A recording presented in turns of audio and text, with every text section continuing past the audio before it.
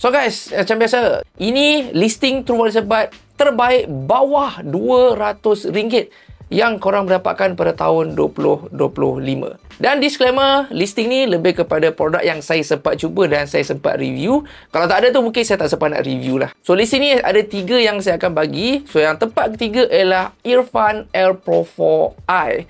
So ini ialah budget version untuk yang dia punya OG dia, Earfun Air Pro 4. Di mana dia kurangkan sikit dari segi dia punya features, macam Snapdragon sound tak ada. Dia ada masih lagi ada LDAC codec, still boleh dapat high res audio wireless, ada ANC, ada transparency mode, ada app semua lah.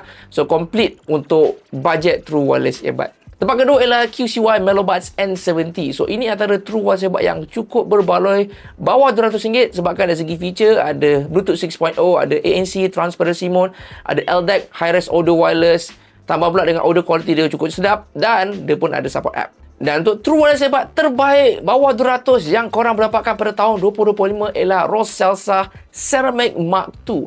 So earbud ni baru saja saya dapat pada awal bulan 12. So memang ujung-ujung lah. Dia memang betul-betul dicilok ujung-ujung.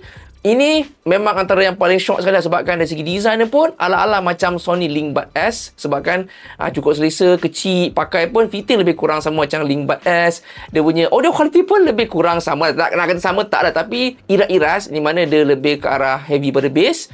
Dan juga dia pun ada app yang korang boleh adjust dari segi dia punya ANC, transparency dan juga dia punya preset, sound preset lah. So guys, inilah antara True Wireless Earbud bawah RM200 yang korang mendapatkan pada tahun 2025. Dan mungkin ada harga within RM200 ke bawah ni yang saya tak listkan.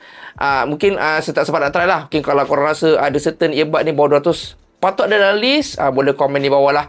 Korang boleh cerita lah kenapa True Wireless Earbud ni kena ada dalam listing bawah RM200 ni. So guys, that's all for this video. Hope you guys enjoyed. Don't forget to like, follow, and subscribe to my channel, and I'll see you guys in the next video.